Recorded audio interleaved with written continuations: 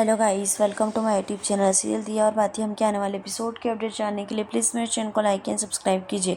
Episode की शुरुआत सूरज के संध्या से मिलने आने से होती है। वह उसे देखकर मुस्कुराती है। वह नीली शर्ट और जीन्स पहनता है जो उसने उसे उपहार में दी थी। वह इसे देखती है और मुस्कुराती है। वह देखते हैं कि उसने वह अंगूठी पहनी हुई है जो उसने उसे उपहार में दी थी। वह कहती है कि उन्हें घर की बहुत याद आ रही थी। वह कहता है, आओ बैठो। वे बात करने बैठते हैं। वो पूछती हैं कि वह कैसा है। वह कहता है, मैं ठीक हूँ, और आप? क्या आप अपने नए घर में ठीक हैं? वह कहती है, नहीं, यह मेरा घर नहीं है, यह सिर्फ घर है। मुझे वहाँ सुविधाएं मिल सकती हैं, शांति नहीं। वह कहती है, मेरा घर तुम्हारे पास है। वह पूछती हैं कि क्या तुम मेरे बिना रह सकते हो? वह कहता है, यह सच है कि मैं तुम्हारे बिना नहीं रह सकता। मीनाक्षी विक्रम से कहती है कि सूरज संध्या से मिलने गया है, क्या वह उसे घर लाएगा?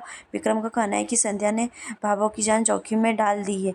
हमें उसके जैसी बहू नहीं चाहिए। वह अपने कर्तव्य के लिए किसी की भी जान ले सकती है। मीनाक्षी संध्या का बचाव करती है। विक्रम कहता है कि अगर उसने एक बार आपकी मदद की तो आपको उसकी तारीफ नहीं करनी चाहिए। मीनाक्षी कहती है कि मैं भी उससे नाराज हूँ, लेकिन सूरज के पास अपनी पत्नी को बाहर भेजने का कोई कारण नहीं होना चाहिए। तुमने प्रेमा के लिए मुझे बाहर निकाल दिया, तुम्हारे होश कहाँ थे? अब सूरज गलती कर रहा है। मोहित का कहना है कि संध्या ने सूरज को घर वापस आने के लिए बुलाया होगा। सूरज को वहाँ नहीं जाना चाहिए था। इमली पूछती है कि आप ऐसा कैसे सोच सकते हैं? मोहित कहता है कि बाबा उसकी वजह से मर रही थी, आप उसका पक्ष क्यों ले रही हैं? वह कहती हैं कि मैं महिला हूँ और बहुओं का समर्थन कर रही हूँ। किसी ने उन्हें सफाई देने का कारण नहीं दिया और उन्हें बाहर निकाल दिया। इस घर में सभी ने गलतियाँ की और माफ़ कर दिया गया, फिर संध्या को क्यों नहीं? मोहित का कहना है कि हमारी गलतियाँ छोटी थी, हमने किसी की जान जोखिम में नहीं डाली। संध्या ने हमारे बारे में नहीं सोचा। अगर वह हमारे बारे में नहीं सोच सकती तो हम उसके बारे में क्यों सोचें? उनका कहना है कि उनका मेमो उनके लिए भाभो की ज़िंदगी से ज़्यादा महत्वपूर्ण था। सूरज कहता है, एक और सच्चाई यह है कि मैं भी तुम्हारे साथ नहीं रह सकता। वो कहता है, मैं कैसे समझाऊं तुम्हें? मैं तुम्हें दुख नहीं पहुंचाना चाहता था, लेकिन मेरे दिल में कुछ ऐसी बात है कि हमारा प्यार सामने नहीं आता। वह उसे एक मौका देने के लिए कहती है, सारी शिकायतें दूर हो जाएगी। सूरज और संध्या एक दूसरे के बिना नहीं रह सकते। हम एक दूसरे से प्यार करते हैं, मुझे तुम्हारे साथ रहने दो। वह कहता है, मुझे तक पहुंचने की कोशिश मत करो। अगर तुम ऐसा करोगे तो तुम्हें ठेस पहुंचेगी।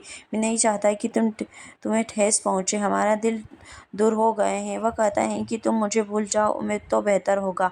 वह कहती है, मैं आपका परिवार हूँ, मैंने आपसे शादी की, मैंने आपके साथ इतना समय बिताया है, मैं आपकी आत्मा से जुड़ी हूँ, मैं यह सब कैसे भूल जाऊँ? वह कहता है कि आप इसे भूल गए जब आपके हाथ में जीप थी और मैंने आपको रोकने की कोशिश की और कहा कि मेरे साथ आओ।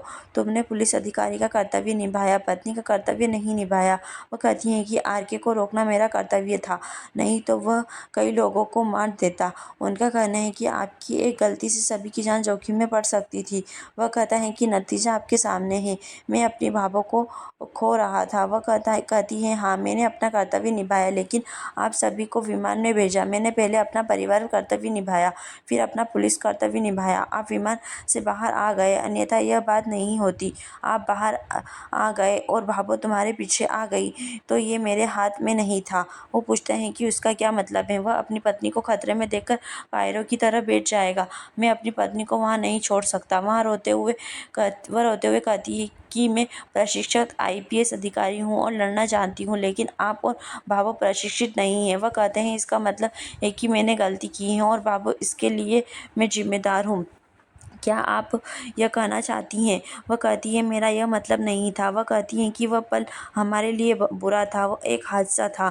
वह कहता है, हाँ, लेकिन जिसे टाला जा सकता था। तुमने मेरी बात नहीं मानी। भाभो को इसकी कीमत अपनी किडनी खोकर चुकानी पड़ी। उनका कहना है कि भाभो निडर थी और अब वह छोटी छोटी बातों पर डर जाती है, जो परिवार का सहारा थी और अब उसे सहारे की ज़रूरत है। वह जिंदा तो है, लेकिन जिंदा लाश की तरह। उनका कहना है कि मैंने अपनी भाभो को खो दिया है। वह पूछती हैं कि क्या वह मेरी भाभो नहीं है? मुझे नहीं, मुझे भी उसका दर्द महसूस होता है। वह कहता है, नहीं, इसमें अंतर है। अगर भाभो की जगह तुम्हारी माँ होती तो क्या तुम उनकी जान जोखिम में डालती? कभी नहीं। तुम्हें मेरे दर्द का एहसास होता। वह कहता है कि तुमने मुझसे बहस नहीं की होगी। वह रोता है और अपने आंसू पोंछता है। संध्या स्तब्ध होकर देखती है। संध्या पार्क से दूर चली जाती है। सूरज पीछे हट जाता है और जमीन पर लिखे एस पर खड़ा हो जाता है। संध्या उसके शब्दों को याद करती है और रोती है। वो पुलिस क्वार्टर में आती है। बाबू सूरज और संध्या का इंतजार करती हैं और सोचती हैं कि वह संध्या को घर ले आएगा। सूरज अकेला घर आता है जबकि संध्या रोती है। वह अपने आंसू पोंछती है और दर्पण की ओर देखती है। वह अपने गहने उतार देती हैं और अपनी साड़ी बदलती है और पुलिस की वर्दी पहनती हैं। यही एपिसोड समाप्त होता है। आने वाले एपिसोड की अपडेट जानने के लिए प्लीज़ हमारे साथ बने रहें।